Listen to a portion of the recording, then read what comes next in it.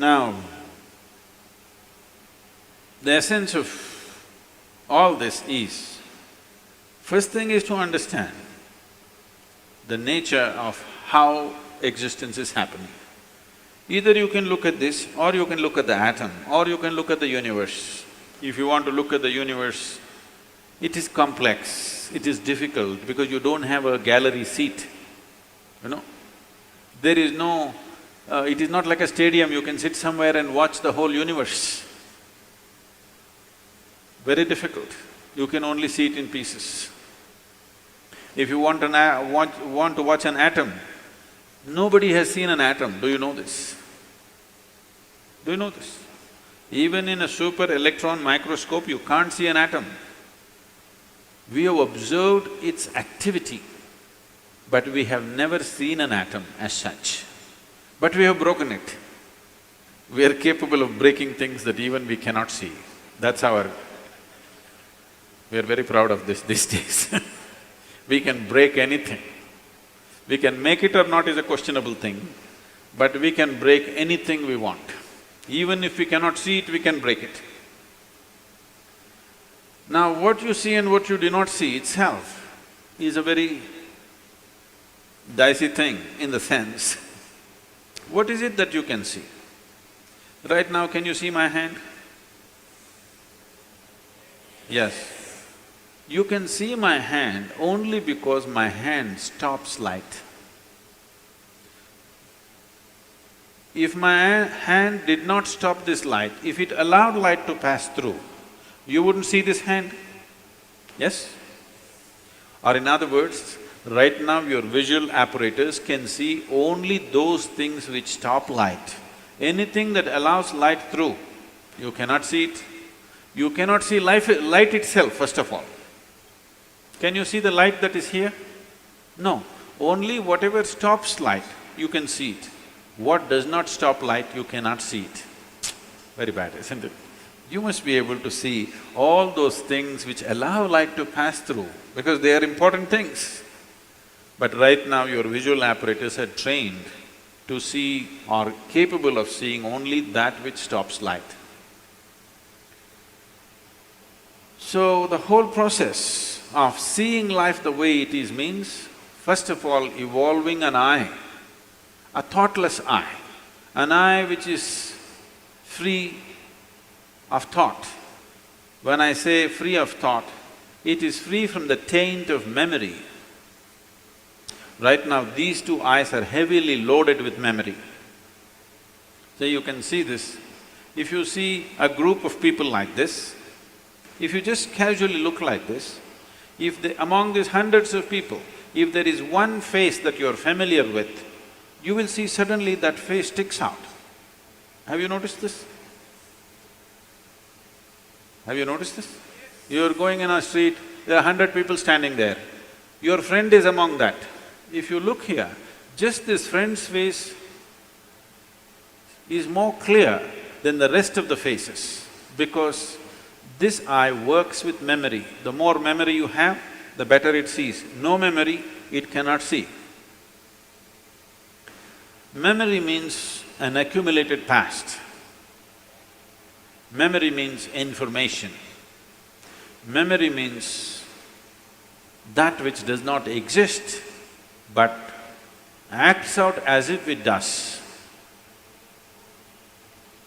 Memories are more real than reality, isn't it so? Yes or no?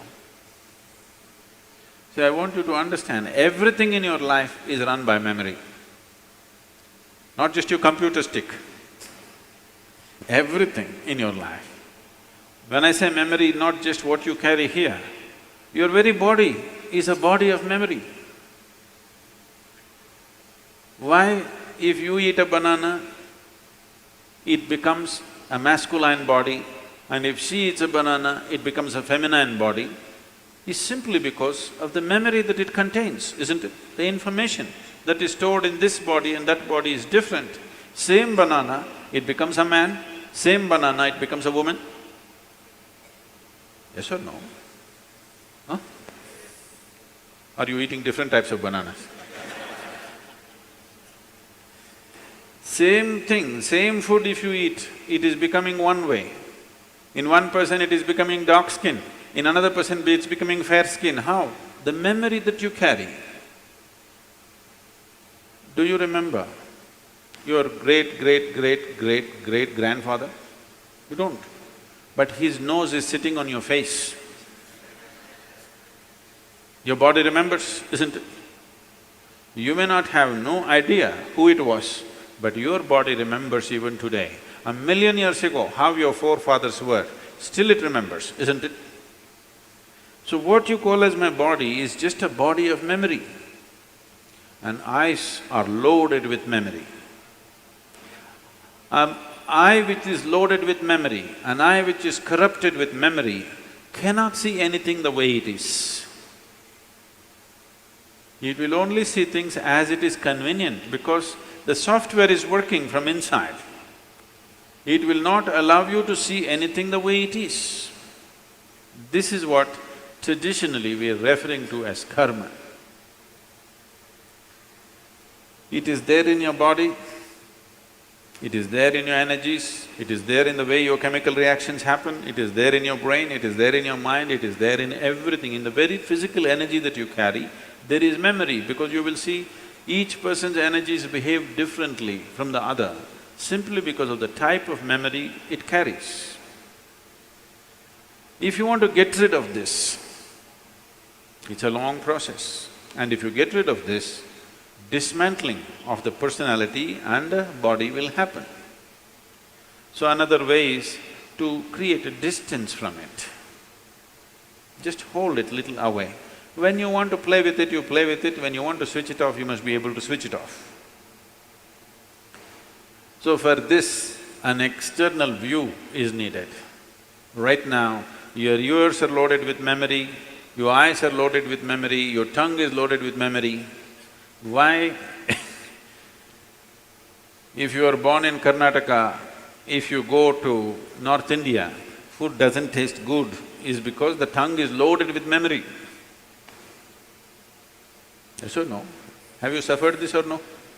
You went north and they said aloo bhaji, aloo aloo matar, aloo palak, aloo parota, aloo, they said. You couldn't stay there because your tongue is loaded with memory. It wants the same things back, otherwise it will suffer. So what being loaded with memory means is a cocoon of the past is holding you. It will not allow you to even move into the present. A cocoon of the past holds you and you allow it to do this because it feels safe. It creates a cocoon.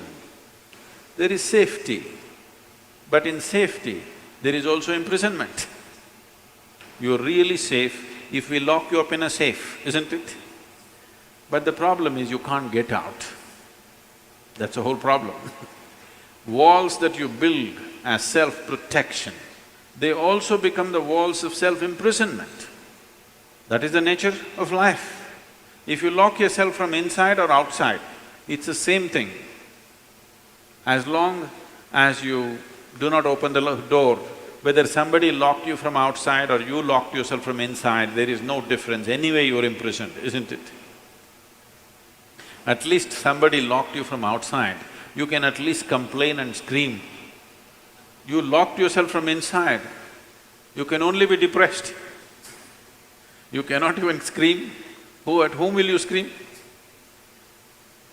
So this process of what we are looking at is the memory imprints itself on all levels,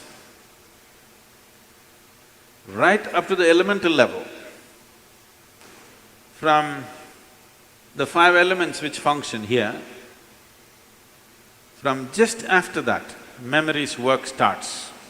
So when we utter the word karma, it is not one simple formula, or it's not, people are saying theory of karma. We are not talking about any theory. We are referring to a certain reality. Karma means memory, action and memory. Past action exists only in the form of memory, isn't it so? Yes? Memory, not just what you carry here, every cell in the body carries its own memory. Why one atom behaves differently from another atom, though the same ingredients is, it has a memory. A hydrogen atom has one kind of memory, oxygen atom has another kind of memory. Unless you mix them up, they will continue to behave like that. It is in a small circle, you are in a little larger circle, the universe is in a much larger circle, but the same memory rules all of it. So when we said karma, we are not talking about some concept or philosophy, we are referring to a certain reality which is finding manifestation as who you are.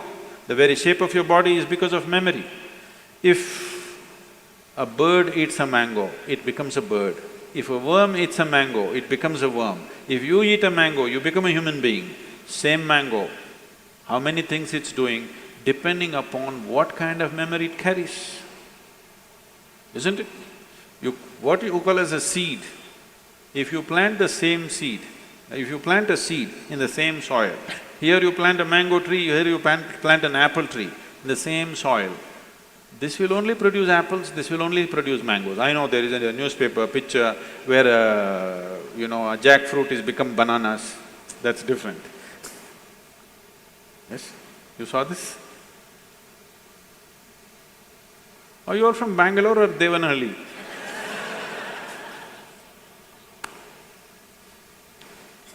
No, you didn't see this? A bunch of bananas are coming out of a jackfruit for some reason. That's a freak. And that's happened because of some mix-up. We don't know who did the mix-up. But essentially, if you… in the same soil, if you plant an apple seed and a mango seed, this will only produce apples, this will only produce mangoes, because seed is a certain amount of memory, isn't it?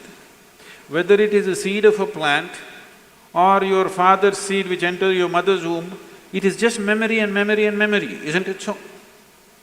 This is karma, and this goes right back, right up to the elemental level, everything is memory. Only the pure element is free from memory. So the idea, when we're starting off Bhutesha, because that's the most important thing, that he mastered the elements, that's why we bow down to him, because he mastered the elements, he has an eye which has no memory, a taintless eye which sees everything just the way it is. So yoga essentially means developing an eye which is not contaminated by memory, which simply sees. It does not see things the way your memory perverts it, it simply sees everything the way it is. This eye will see those things which do not stop light. Right now, these two eyes can only see what stops light. If you start seeing something that does not stop light, that means another dimension of the eye is beginning to function.